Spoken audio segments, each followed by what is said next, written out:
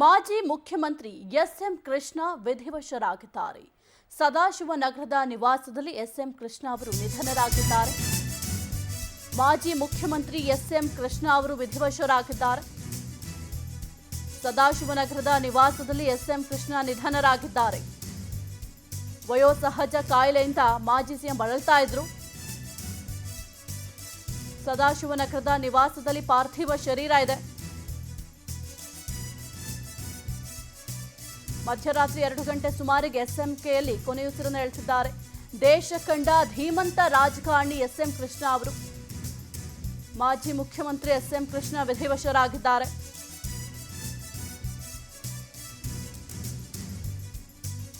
ಸದಾಶಿವನಗರದಲ್ಲಿ ಕೊನೆಯುಸಿರನ್ನು ಎಳೆದಿದ್ದಾರೆ.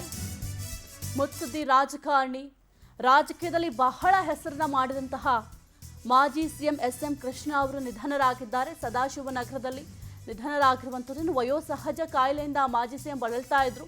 ಆಗಾಗ ಆರೋಗ್ಯದಲ್ಲಿ ಏರುಪೇರು ಆಗ್ತಾ ಇತ್ತು.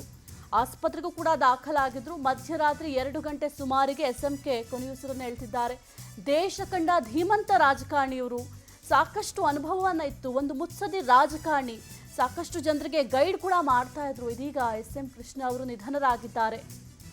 ತಮ್ಮ ನಿವಾಸದಲ್ಲಿಯೇ ನಿಧನರಾಗಿರುವಂಥದ್ದು. ಇನ್ನು ಏನು 2009ರಿಂದ ಅಕ್ಟೋಬರ್ 2012ರವರೆಗೂ ಕೂಡ ಭಾರತದ ವಿದೇಶಾಂಗ ವ್ಯವಹಾರಗಳ ಸಚಿವರಾಗಿ ಸೇವೆ ಸಲ್ಲಿಸಿದ್ರು. ಇನ್ನು 1999ರಿಂದ 2004ರವರೆಗೂ ಕೂಡ ಕರ್ನಾಟಕದ 10ನೇ ಮುಖ್ಯಮಂತ್ರಿಯಾಗಿ ಜನರ ಸೇವೆಯನ್ನ ಮಾಡಿದ್ರು. ಮಹಾರಾಷ್ಟ್ರದ 19ನೇ ರಾಜ್ಯಪಾಲರಾಗಿದ್ರು. ಇನ್ನು 2004ರಿಂದಲೂ ಕೂಡ ಸಾಕಷ್ಟು ರಾಜಕೀಯದಲ್ಲಿ ತಮ್ಮನ್ನು ತಾವು ತೊಡಗಿಸಿಕೊಂಡಿದ್ರು. ರಾಜಕೀಯಕ್ಕಾಗಿಯೇ ತಮ್ಮ ಜೀವವನ್ನು ಎರಡನ್ನೂ ಕೂಡ ಮುಡುಪಾಗಿಟ್ಟು ಜನರ ಸೇವೆಯನ್ನ ಮಾಡ್ತಾ ಇದ್ರು. ಮಾಜಿ ಮುಖ್ಯಮಂತ್ರಿ ಎಸ್ಎಂ ಕೃಷ್ಣ ಅವರು ಈಗ ವಿಧಿವಶರಾಗಿದ್ದಾರೆ. 92 ವರ್ಷದ ಮಾಜಿ ಮುಖ್ಯಮಂತ್ರಿ ಎಸ್ಎಂ ಕೃಷ್ಣ ಅವರು ವಿಧಿವಶರಾಗಿದ್ದಾರೆ. ಸದಾಶಿವನಗರದ ತಮ್ಮ ನಿವಾಸದಲ್ಲಿ ಎಸ್ಎಂ ಕೃಷ್ಣ ಅವರು ಕೊನೆಯುಸಿರನ್ನು ಎಳೆದಿದ್ದಾರೆ. ಇನ್ನು ವಯೋಸಹಜ ಕಾಯಿಲೆಗಳು, ಸಾಕಷ್ಟು ಕಾಯಿಲೆಗಳಿಂದ ಬಳಲ್ತಾ ಇದ್ರು. ಸಾಕಷ್ಟು ಬಾರಿ ಆಸ್ಪತ್ರೆಗೂ ಕೂಡ ದಾಖಲಾಗಿದ್ರು. ಇದೀಗ ಅವ್ರು ಇಲ್ಲ ಅನ್ನೋದನ್ನೇ ಈಗ ಜೀರ್ಣ ಮಾಡ್ಕೊಳ್ಳೋದಕ್ಕೆ ಸಾಧ್ಯ ಆಗ್ತಾ ಇಲ್ಲ. ಯಾಕಂದರೆ ರಾಜಕೀಯದಲ್ಲಿ ತನ್ನದೇ ಆದ ಛಾಪನ್ನು ಮೂಡಿಸಿದ್ರು. ರಾಜಕೀಯದಲ್ಲಿ ಹೆಸರುವಾಸಿಯಾಗಿದ್ರು. ಮತ್ತು ಜನರಿಗೂ ಅಷ್ಟೇ ಸಾಕಷ್ಟು ಸೇವೆಯನ್ನು ಕೂಡ ಮಾಡಿದ್ರು. ರಾಜಕೀಯಕ್ಕಾಗಿ ತಮ್ಮ ಜೀವನವನ್ನು ಮುಡಿಪಾಗಿಟ್ಟು ಜನರ ಸೇವೆಯನ್ನು ಮಾಡ್ತಾ ಇದ್ರು. ಆದರೆ ಇದೀಗ ರಾಜಕೀಯ ಅಷ್ಟೇ ಅಲ್ಲ, ತಮ್ಮ ಜೀವನಕ್ಕೆ ನಿವೃತ್ತಿಯನ್ನು ಹೇಳಿದ್ದಾರೆ. ಎಲ್ಲರನ್ನೂ ಕೂಡ ಬಿಟ್ಟು ಅಗಲಿ ಹೋಗಿದ್ದಾರೆ. ಇತ್ತೀಚೆಗಷ್ಟೇ ಅನಾರೋಗ್ಯದಿಂದ ಬಳಲ್ತಾ ಇದ್ರು. ಆಸ್ಪತ್ರೆಗೂ ಕೂಡ ದಾಖಲಾಗಿದ್ರು. ಎಷ್ಟೋ ಬಾರಿ ಇದೇ ರೀತಿಯಾಗಿ ಅನಾರೋಗ್ಯಕ್ಕೆ ಒಳಪಟ್ಟು ಆಸ್ಪತ್ರೆಗೆ ದಾಖಲಾಗ್ತಾ ಇದ್ರು. ಹೌದು, ಹುಷಾರಾಗ್ತಿದ್ದಾರೆ ಅಂತ ಹೇಳಲು ಕೂಡ ಆಗ್ತಾ ಇತ್ತು. ಆದರೆ ಇದೀಗ ಮಾಜಿ ಮುಖ್ಯಮಂತ್ರಿ ಎಸ್ಎಂ ಕೃಷ್ಣ ಅವರು ವಿಧಿವಶರಾಗಿದ್ದಾರೆ. ಇನ್ನು ತಮ್ಮ ನಿವಾಸ ಏನಿದೆ ಸದಾಶಿವನಗರ, ಆ ನಿವಾಸದಲ್ಲಿ ಎಸ್ಎಂ ಕೃಷ್ಣ ನಿಧನರಾಗಿದ್ದಾರೆ. ವಯೋಸಹಜ ಕಾಯಿಲೆಯಿಂದ ಬಳಲ್ತಾ ಇದ್ರು. ಆದರೆ ಇದೀಗ ವಿಧಿವಶರಾಗಿದ್ದಾರೆ. ತಮ್ಮ ಕೊನೆಯುಸಿರನ್ನು ಎಳೆದಿದ್ದಾರೆ.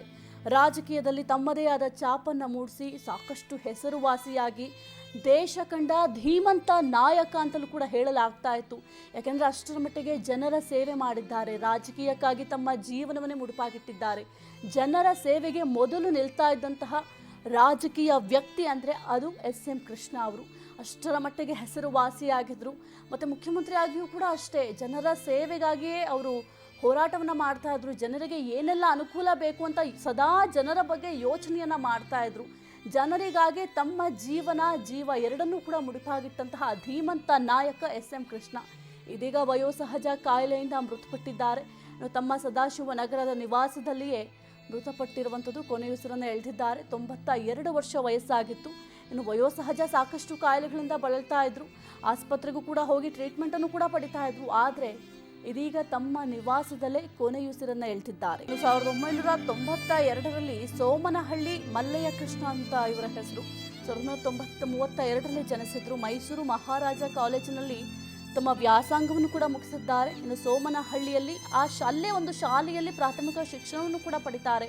ಮದ್ದೂರಿನಿಂದ ಸ್ಪರ್ಧಿಸಿ ಮೊದಲ ಬಾರಿಗೆ ವಿಧಾನಸಭೆಯನ್ನು ಕೂಡ ಪ್ರವೇಶ ಮಾಡ್ತಾರೆ. ಮದ್ದೂರು ಕ್ಷೇತ್ರ ಏನಿದೆ, ಮದ್ದೂರು ಕ್ಷೇತ್ರದಿಂದ ಮೊದಲ ಬಾರಿಗೆ ವಿಧಾನಸಭೆಯನ್ನು ಪ್ರವೇಶ ಮಾಡ್ತಾರೆ. 10 ಚುನಾವಣೆಗಳನ್ನು ಎದುರಿಸಿ ಸಾಕಷ್ಟು ಸೋಲು ಗೆಲುವು ಎಲ್ಲವನ್ನು ಕೂಡ ಅನುಭವಿಸಿದ್ದಾರೆ. ರಾಜಕೀಯದಲ್ಲಿ ಸಾಕಷ್ಟು ಅನುಭವವನ್ನು ಕೂಡ ಹೊಂದಿದ್ರು. ಇನ್ನು 10 ಚುನಾವಣೆಗಳನ್ನು ಕೂಡ ಅವರ ರಾಜಕೀಯ ಜೀವನದಲ್ಲಿ ಎದುರಿಸಿದ್ದಾರೆ. ಮಂಡ್ಯ ಜಿಲ್ಲೆಯ ಮೊದಲ ಮುಖ್ಯಮಂತ್ರಿ ಎಂಬ ಹೆಗ್ಗಳಿಕೆಗೆ ಎಸ್.ಎಂ. ಕೃಷ್ಣ ಅವರು ಪಾತ್ರರಾಗ್ತಾರೆ. ಮಂಡ್ಯ ಜಿಲ್ಲೆಯಲ್ಲಿ ಮೊದಲ ಬಾರಿಗೆ ಮುಖ್ಯಮಂತ್ರಿ ಎಂಬ ಬಿರುದನ್ನು ಕೂಡ ಇವರು ಪಡ್ಕೊಳ್ತಾರೆ. ಬೆಂಗಳೂರಿನ IT ಸಿಟಿಯನ್ನ ಮಾಡಿದಂಥ ಹೆಗ್ಗಳಿಕೆ ಕೂಡ ಎಸ್.ಎಂ. ಕೃಷ್ಣ ಅವರಿಗೆ ಸಲ್ಲುತ್ತೆ. ಏನು ಬೆಂಗಳೂರನ್ನ ನಾವು ಈಗ IT city, Bengaluru silicon city ಅಂತೆಲ್ಲ ಕರಿತೀವಿ. ಈ IT ಸಿಟಿ ಅನ್ನೋದನ್ನ ಹೇಳೋದಕ್ಕೆ ಆಗಿರಬಹುದು ಅಥವಾ ಆ IT ಸಿಟಿಯನ್ನು ನಿರ್ಮಾಣ ಮಾಡಿದಂತಹ ಹೆಗ್ಗಳಿಕೆಗೆ ಎಸ್.ಎಂ. ಕೃಷ್ಣ ಅವರು ಪಾತ್ರ ಆಗ್ತಾರೆ. 2017ರಲ್ಲಿ ಕಾಂಗ್ರೆಸ್ ಪಕ್ಷಕ್ಕೆ ರಾಜೀನಾಮೆ ನೀಡಿ SMKಗೆ ಸೇರ್ಪಡೆ ಆಗ್ತಾರೆ. ಇನ್ನು 1999ರಿಂದ 2004ರವರೆಗೂ ಕೂಡ ಕರ್ನಾಟಕದ ಮುಖ್ಯಮಂತ್ರಿಯಾಗಿ ಜನರ ಸೇವೆಯನ್ನ ಮಾಡ್ತಾರೆ. ಜನರ ಸೇವೆಯಲ್ಲಿ ತೊಡಗಿಕೊಳ್ತಾರೆ. ಇದರ ಜೊತೆಗೆ 1989ರಲ್ಲಿ ಕರ್ನಾಟಕದ ವಿಧಾನಸಭೆಯ ಸ್ಪೀಕರ್ ಆಗಿಯೂ ಕೂಡ ಕೆಲಸವನ್ನು ನಿರ್ವಹಿಸ್ತಾರೆ.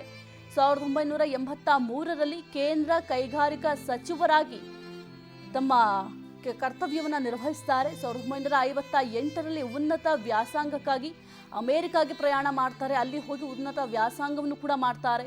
1961ರಲ್ಲಿ ಅಮೆರಿಕಾದಿಂದ ಭಾರತಕ್ಕೆ ವಾಪಸ್ ಆಗ್ತಾರೆ. ತಮ್ಮ ರಾಜಕೀಯ ಜೀವನದಲ್ಲಿ ಸಾಕಷ್ಟು ಏಳು ಬೀಳು, ಸೋಲು ಗೆಲುವು ಎಲ್ಲವನ್ನೂ ಕೂಡ ಕಂಡಿದ್ದಾರೆ. ಆದರೆ ಸೋತಾಗ ಎಲ್ಲೂ ಕೂಡ ಕುಗ್ಗಿಲ್ಲ. ಜನರ ಸೇವೆಯನ್ನ ಮಾಡೋದ್ರಲ್ಲಿ ಯಾವತ್ತೂ ಕೂಡ ಹಿಂದೇಟನ್ನ ಹಾಕಿರ್ಲಿಲ್ಲ. ಜನರ ಸೇವೆಗೆ ಸದಾ ಮುಂದಿರ್ತಾ ಇದ್ರು. ಸೋತ್ರೂ ಕೂಡ ಜನರ ಸೇವೆಯನ್ನ ಮಾಡ್ತಾ ಇದ್ರು. ಗೆಲುವು ಬಂದಾಗ ಖುಷಿಯಾಗಿ ಅವರಿಷ್ಟಕ್ಕೆ ಅವ್ರು ಯಾವತ್ತೂ ಇಡ್ತಾ ಇರಲಿಲ್ಲ. ಪ್ರತಿ ಬಾರಿಯೂ ಕೂಡ ಜನರು ಮುಖ್ಯ, ನಾವು ಜನರ ಸೇವೆಯನ್ನ ಮಾಡಲಿಕ್ಕೆ ಅಂತಾನೆ ಇಲ್ಲಿ ನಿಯೋಜನೆ ಆಗಿರೋದು. ಹಾಗಾಗಿ ಮೊದಲು ಜನರಿಗೆ ಪ್ರಾಮುಖ್ಯತೆ ಕೊಡಬೇಕು ಅಂತ ಹೇಳಿ ಸೋಲ್ಲಿ ಗೆಲ್ಲಿ ಏನೇ ಆದರೂ ಕೂಡ ಜನರ ಸೇವೆ ಎಲ್ಲೂ ಕೂಡ ನಿಲ್ಲಿಸಿರ್ಲಿಲ್ಲ. ಜನರ ಸೇವೆಗಾಗಿ ತಮ್ಮನ್ನು ತಾವು ಮೀಸಲಿಟ್ಕೊಂಡು ಜನರ ಸೇವೆಯನ್ನ ಮಾಡ್ತಾ ಇದ್ರು. ಇದೀಗ ತಮ್ಮ ನಿವಾಸದಲ್ಲಿ, ಏನು ಸದಾಶಿವನಗರದಲ್ಲಿ ತಮ್ಮ ನಿವಾಸ ಇದೆ, ಸದಾಶಿವನಗರದ ನಿವಾಸದಲ್ಲಿ ಎಸ್.ಎಂ. ಕೃಷ್ಣ ಅವರು ನಿಧನರಾಗಿದ್ದಾರೆ. 92 ವರ್ಷ ಇವರಿಗೆ ವಯಸ್ಸಾಗಿತ್ತು. ಹಾಗಾಗಿ ವಯೋಸಹಜ ಕಾಯಿಲೆಯಿಂದ ಬಳಲ್ತಾ ಇದ್ರು. ಇದರ ಜೊತೆಗೆ ಸಾಕಷ್ಟು ಬಾರಿ ಆಸ್ಪತ್ರೆಗೂ ಕೂಡ ದಾಖಲಾಗಿದ್ರು. ಆಸ್ಪತ್ರೆಯಲ್ಲೂ ಕೂಡ ಚಿಕಿತ್ಸೆಯನ್ನು ಪಡಿತಾ ಇದ್ರು. ಆದರೆ ಸಾಮಾನ್ಯವಾಗಿ ವಯೋಸಹಜ ಕಾಯಿಲೆಗಳು, ಸಾಕಷ್ಟು ಕಾಯಿಲೆಗಳಿರುತ್ತೆ. ಹಾಗಾಗಿ ಈಗ ತಮ್ಮ ಸದಾಶಿವನಗರದ ನಿವಾಸದಲ್ಲಿ ಎಸ್.ಎಂ. ಕೃಷ್ಣ ಅವರು ನಿಧನರಾಗಿದ್ದಾರೆ.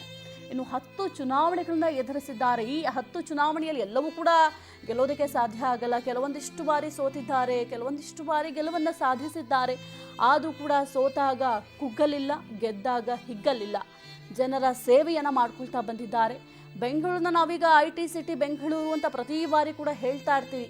ಈ IT ಸಿಟಿ ಅನ್ನೋದು ಎಲ್ಲಿಂದ ಬಂತು ಅಂದರೆ ಎಸ್.ಎಂ. ಕೃಷ್ಣ ಅವರು ನೀಡಿದಂತಹ ಕೊಡುಗೆ ಅದು. ಅವರು ನೀಡಿದಂತಹ ಕೊಡುಗೆಯಿಂದ ನಾವು ಈಗ ಬೆಂಗಳೂರಿನ IT ಸಿಟಿ ಅಂತ ಕರಿತಾ ಇದ್ದೀವಿ. ಇನ್ನು 2017ರಲ್ಲಿ ಕಾಂಗ್ರೆಸ್ ಪಕ್ಷಕ್ಕೆ ರಾಜೀನಾಮೆ ನೀಡ್ತಾರೆ ಎಸ್.ಎಂ. ಕೃಷ್ಣ ಅವರು. 1999ರಿಂದ 2004ರವರೆಗೂ ಕೂಡ ಕರ್ನಾಟಕದ ಮುಖ್ಯಮಂತ್ರಿಯಾಗಿ ಜನರ ಸೇವೆಯನ್ನು ಮಾಡಿದ್ದಾರೆ.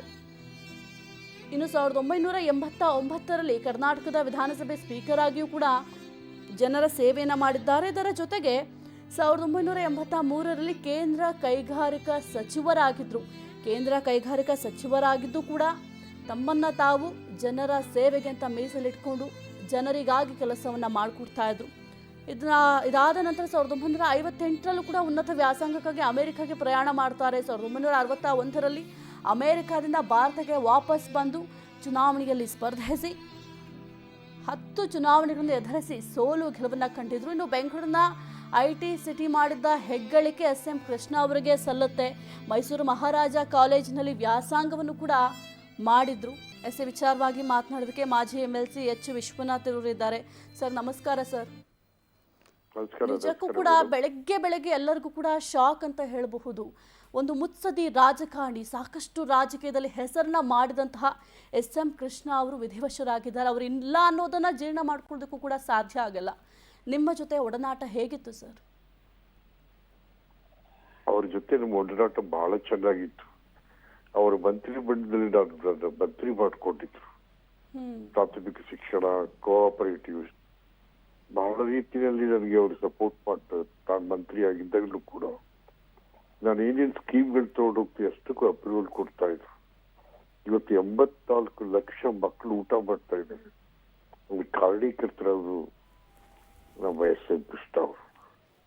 ಮತ್ತು ಯಶಸ್ವಿನಿ ಅಂತ ಆರೋಗ್ಯ ವಿಮಾ ಯೋಜನೆ ಕೇವಲ ₹5 ₹3 ಲಕ್ಷ ತನಕ ಆಪರೇಷನ್ ಮಾಡಿಸುವಂತ ಒಂದು heart operation, kidney operation, uterus operation ಹೆಣ್ಮಕ್ಳಿಗೆ ಮತ್ತು ಸ್ತ್ರೀ ಶಕ್ತಿ ದೊಡ್ಡ ಕಾರ್ಯಕ್ರಮವನ್ನು ಕೊಟ್ಟಂತ ಅವ್ರಿಗೆ ಹೆಣ್ಮಕ್ಳಿಗೆ ಅವ್ರು ಏನು ಅಂತಕ್ಕಂಥ ತಿಳ್ಕೊಳ್ಳೋದಂತ ಎಂಪವರ್ಮೆಂಟ್ ವುಮನ್ ಮಾಡಿಕೊಟ್ಟದಂತ ಕೃಷ್ಣ ಸಾಹೇಬ್. ಹಾಗಾಗಿ ಅವರು ಅಧಿಕಾರದಿಂದ ಸಂದರ್ಭದಲ್ಲಿ ಮುಖ್ಯಮಂತ್ರಿಯಾಗಿ ಹಲವಾರು ವಿನೂತನ ಕಾರ್ಯಕ್ರಮಗಳನ್ನ ಕರ್ನಾಟಕಕ್ಕೆ ಕೊಡುಗೆ ಅಂತ ಕೀರ್ತಿ ಪುರುಷ ಅವರು. ಹಾಗಾಗಿ ನಾವು ಸದಾ ಎಸ್.ಎಂ. ಕೃಷ್ಣ ಅವ್ರನ್ನ ಇವತ್ತು IT-BT ಇರ್ಬೋದು, ಇವತ್ತು ನನ್ನ ಮಕ್ಕಳು 2 ಲಕ್ಷ 3 ಲಕ್ಷ ಸಂಬಳ ತಗೋತಿರ್ತಾರೆ, ಅದು ಬಿಕಾಸ್ ಆಫ್ ಎಸ್.ಎಂ. ಕೃಷ್ಣ ಅವರು. ಇವತ್ತು ಬ್ಯಾಂಗ್ಳೂರಲ್ಲಿ ಇಷ್ಟೊಂದು ದೊಡ್ಡ ಕೆಲವು ಕಡೆ ನಾವು ಹೋದಾಗ ಬ್ಯಾಂಗ್ಳೂರಲ್ಲಿ ಏನೋ ಫಾರಿನ್ ಅಲ್ಲಿ ಇದೀವೇನೋ ನಾವು ಅಂತ ಅನಿಸುತ್ತೆ ನಾವು. ಹಾಗಾಗಿ ಎಸ್.ಎಂ. ಕೃಷ್ಣ ಬೆಂಗಳೂರು ನಗರ ಅಂದ್ರೆ ನಮ್ಮ ರಾಜಧಾನಿ, ನಮ್ಮ ರಾಜ್ಯದ ರಾಜಧಾನಿ ಬೆಂಗಳೂರನ್ನ ಬಹಳ ರೀತಿಯಲ್ಲಿ ಅಭಿವೃದ್ಧಿಪಡಿಸಿದಂತವರು ಎಸ್.ಎಂ. ಕೃಷ್ಣ ಅವರು. ಬಹಳ ಸ್ನೇಹಜೀವಿ ಮತ್ತು ಅವರ ಡಿಸೆನ್ಸಿ, ಡಿಸಿಪ್ಲಿನ್, ಅವರ ಮಾತುಗಳು, ಅವರ ನಡವಳಿಕೆ ಅವೆಲ್ಲ ಕೂಡ ಒಬ್ಬ ಮುಖ್ಯಮಂತ್ರಿ ಆದವ್ರಿಗೆ ಮಾರ್ಗದರ್ಶನ ಅವರು ಕೂಡ. ಹಾಗಾಗಿ ಎಸ್.ಎಂ. ಕೃಷ್ಣ ಅವರನ್ನು ನಾವಿವತ್ತು ಕಳ್ಕೊಂಡಿದೀವಿ ಅಂತಂದ್ರೆ ಇರೋ ನಮ್ಮ ಮನೆಯಲ್ಲೇ ನಾವು ಯಾರೋ ಅಡ್ಡ ತಪ್ಪದಲ್ಲಿ ಕಳ್ಕೊಂಡಿರ್ತೀರಲ್ಲಿ ಆಗ್ತಾ ಇದೆ. ಹಾಗಾಗಿ ಮಂಡ್ಯ ಜಿಲ್ಲೆಯ ಸಕ್ಕರೆ ನಾಡಿನ ಅಕ್ಕರೆಯ ಅನುಭವಿ ಮುತ್ಸದ್ದಿ ರಾಜಕಾರಣಿ ಒಬ್ಬರು ನಮ್ಮಿಂದ ಅಗಲಿದ್ದಾರೆ. ಅವರ ಆತ್ಮಕ್ಕೆ ಶಾಂತಿಯನ್ನು ಕೋರೋಣ.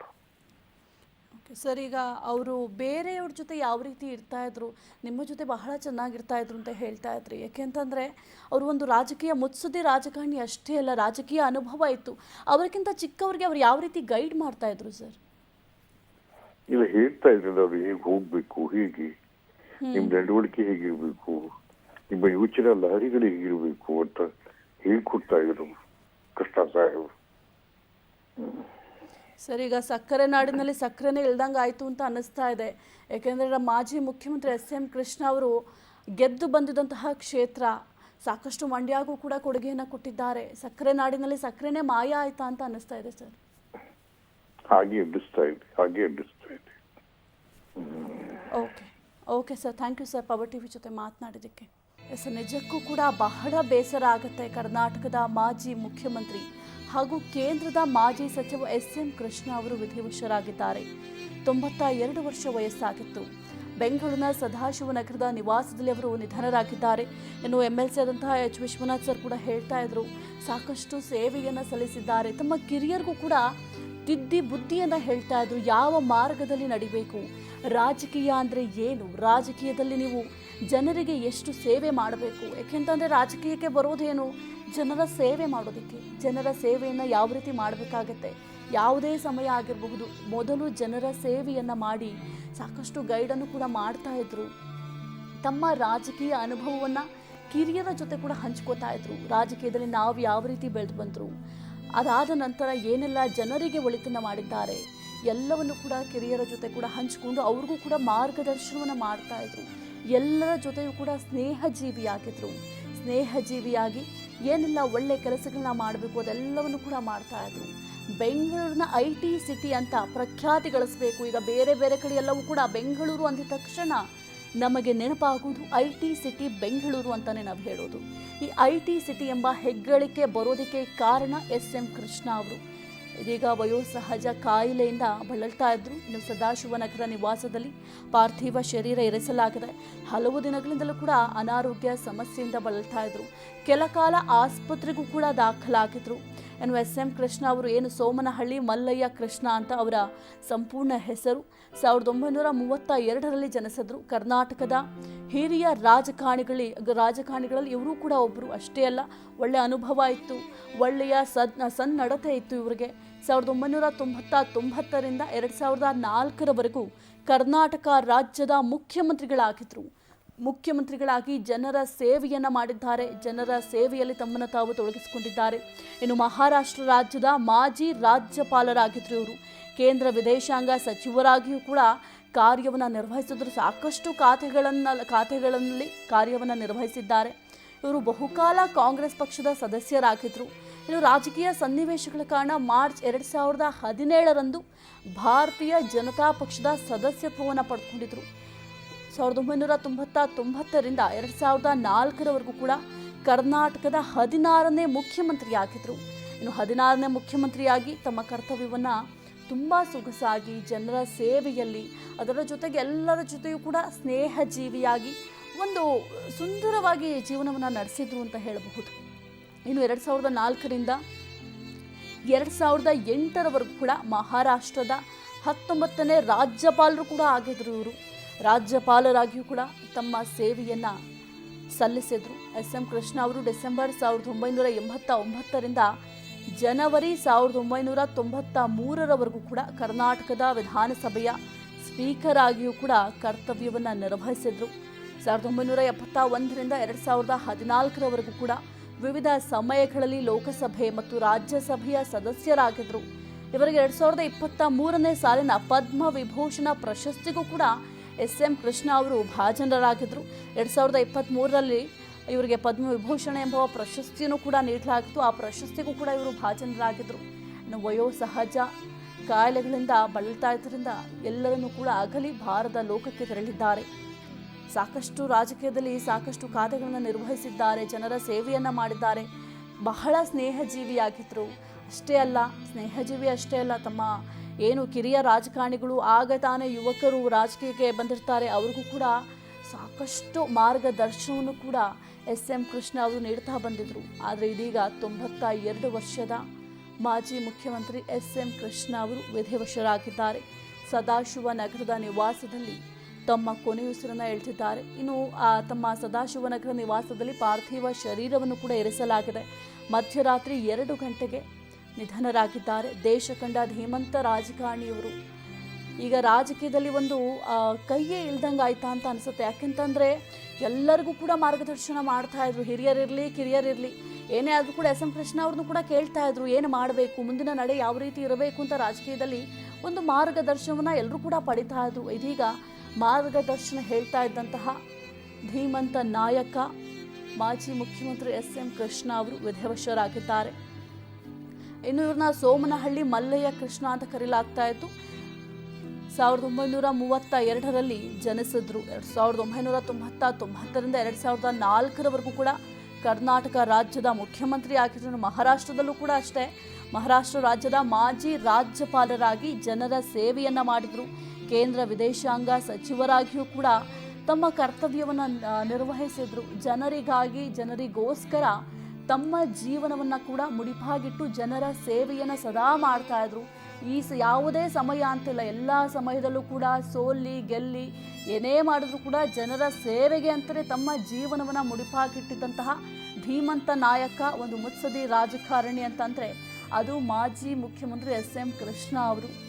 ಇನ್ನು 10 ಚುನಾವಣೆಯನ್ನು, ಅಂದರೆ ಅವರ ರಾಜಕೀಯ ಭವಿಷ್ಯ ಏನಿದೆ, ಆ ರಾಜಕೀಯದಲ್ಲಿ 10 ಚುನಾವಣೆಯನ್ನು ಕಂಡಿದ್ರು. ಆ 10 ಚುನಾವಣೆಯಲ್ಲಿ ಎಷ್ಟೇ ಬಾರಿ ಸೋಲ್ಲಿ, ಎಷ್ಟೇ ಬಾರಿ ಗೆಲ್ಲಿ, ಗೆದ್ದಾಗ ಹಿಗ್ಗಲಿಲ್ಲ, ಸೋತಾಗ ಕುಗ್ಗಲಿಲ್ಲ. ಪ್ರತಿ ಬಾರಿಯೂ ಕೂಡ ಏನು ಜನರ ಸೇವೆ ಮಾಡಬೇಕು, ಜನರಿಗೆ ಏನು ಅನುಕೂಲ ಮಾಡಿಕೊಡಬಹುದು ನನ್ನಿಂದ, ನಾನೀಗ ಮುಖ್ಯಮಂತ್ರಿ ಆಗಿದ್ದೀನಿ ಅಂದರೆ ನಾನು ಏನು ಜನರಿಗೆ ಒಳ್ಳೇದು ಮಾಡಬೇಕು ಅಂತಲೇ ಸದಾ ಯೋಚನೆಯನ್ನು ಮಾಡ್ತಾಯಿದ್ರು. ಅದೇ ರೀತಿಯಲ್ಲಿ ಜನರ ಸೇವೆಯನ್ನು ಮಾಡ್ಕೊಂಡು ಬಂದರು. ಬೆಂಗಳೂರಿನ IT ಸಿಟಿಯಾಗಿ ನಾವು ಕರೆಯೋದಕ್ಕೆ, ನಾವು IT ಸಿಟಿ ಅಂತ ಹೇಳೋದಕ್ಕೆ ಮೊದಲು ಸಲ್ಲಿಕೆ ಆಗಬೇಕಾಗಿರೋದು, ಆ ಹೆಗ್ಗಳಿಕೆಗೆ ಪಾತ್ರ ಆಗಿರೋದು ಎಸ್.ಎಂ. ಕೃಷ್ಣ ಅವರು. ಅನಾರೋಗ್ಯದಿಂದ ಬಳಲ್ತಾ ಇದ್ರು. ಆಸ್ಪತ್ರೆಗೆ ಕೂಡ ದಾಖಲು ಮಾಡಲಾಗಿತ್ತು. ಸಾಕಷ್ಟು ಚಿಕಿತ್ಸೆಯನ್ನು ಕೂಡ ಪಡೆದಿದ್ದಾರೆ. ಆದರೆ ವಯೋಸಹಜ ಕಾಯಿಲೆಗಳಿಂದ ಬಳಲ್ತಾ ಇದ್ದರಿಂದ ನಮ್ಮನ್ನೆಲ್ಲರನ್ನು ಕೂಡ ಅಗಲಿ ಬಾರದ ಲೋಕಕ್ಕೆ ಹೋಗಿದ್ದಾರೆ. 1932 ಜನನ, ಇನ್ನು 1 ಮೇನಲ್ಲಿ ಜನನ ಆಗಿತ್ತು. ಭಾರತೀಯ ರಾಜಕಾರಣಿ ಅಷ್ಟೇ ಅಲ್ಲ, ಇವರು ಒಂದು ಹಿರಿಯ ರಾಜಕಾರಣಿ, ರಾಜಕೀಯದಲ್ಲಿ ಅನುಭವವುಳ್ಳವಂತರಾಗಿದ್ದರು. ಸಾಕಷ್ಟು ಮಾರ್ಗದರ್ಶನಗಳನ್ನ ನೀಡ್ತಾ ಇದ್ರು. ನಿಜಕ್ಕೂ ಅವರಿಲ್ಲ ಅನ್ನೋದು ಒಂದು ಕ್ಷಣ ಬಹಳ ಬೇಜಾರಾಗತ್ತೆ. ಯಾಕೆಂದರೆ ಇಂತಹ ಒಳ್ಳೆ ರಾಜಕಾರಣಿ, ದೇಶ ಕಂಡ ಧೀಮಂತ ನಾಯಕ ಈಗ ಇಲ್ಲ ಅನ್ನೋದು ಜೀರ್ಣ ಮಾಡ್ಕೊಳ್ಳೋದಕ್ಕೂ ಕೂಡ ಸಾಧ್ಯ ಆಗಲ್ಲ. ಒಳ್ಳೆ ಸ್ನೇಹಜೀವಿಯಾಗಿದ್ರು. ತಮ್ಮ ಜೊತೆಯಲ್ಲಿ ಇದ್ದವರು ಎಲ್ಲರನ್ನೂ ಕೂಡ ಒಂದೇ ಸಮಾನಾಗಿ ನೋಡ್ತಾ ಇದ್ರು. ಎಲ್ಲರನ್ನೂ ಒಂದೇ ರೀತಿಯಾಗಿ, ಒಂದೇ ದಿಕ್ಕಿನಲ್ಲಿ, ಅಂದರೆ ಜನರಿಗೆ ಒಳ್ಳೇದು ಮಾಡಬೇಕು ಅನ್ನುವ ದಿಕ್ಕಿನಲ್ಲಿ ಕರ್ಕೊಂಡು ಹೋಗ್ತಾ ಇದ್ರು. ಅವರಿಲ್ಲ ಅನ್ನೋದು ನಿಜಕ್ಕೂ ಬಹಳ ಬೇಸರದ ಸಂಗತಿ. ಅದು ಕೂಡ ಬೆಳ್ಳಂಬೆಳಗ್ಗೆ ಅವರಿಲ್ಲ ಅಂತ ಹೇಳೋದಕ್ಕೆ ನಮಗೂ ಕೂಡ ಕಷ್ಟ ಆಗುತ್ತೆ. ಮಾಜಿ ಮುಖ್ಯಮಂತ್ರಿ ಎಸ್.ಎಂ. ಕೃಷ್ಣ ಅವರು ವಿಧಿವಶರಾಗಿದ್ದಾರೆ. 92 ವರ್ಷ ವಯಸ್ಸು ಇವರಿಗೆ. ಇನ್ನು ಸಾಕಷ್ಟು ಅನಾರೋಗ್ಯದಿಂದ ಬಳಲ್ತಾ ಇದ್ರು. ಎಷ್ಟೋ ಬಾರಿ ಆಸ್ಪತ್ರೆಗೂ ಕೂಡ ದಾಖಲಾಗಿದ್ರು. ಆದರೆ ಇದೀಗ ಬಾರದ ಲೋಕಕ್ಕೆ ತೆರಳಿದ್ದಾರೆ. ತಮ್ಮ ಸದಾಶಿವನಗರದ ನಿವಾಸದಲ್ಲಿ ಪಾರ್ಥಿವ ಶರೀರವನ್ನು ಕೂಡ ಇರಿಸಲಾಗಿದೆ. ಇತ್ತೀಚೆಗಷ್ಟೇ ಎಸ್.ಎಂ. ಕೃಷ್ಣ ಅವರು ಆಸ್ಪತ್ರೆಗೆ ದಾಖಲಾಗಿದ್ರು ಅಂತ ಕೂಡ ಹೇಳಲಾಗಿತ್ತು.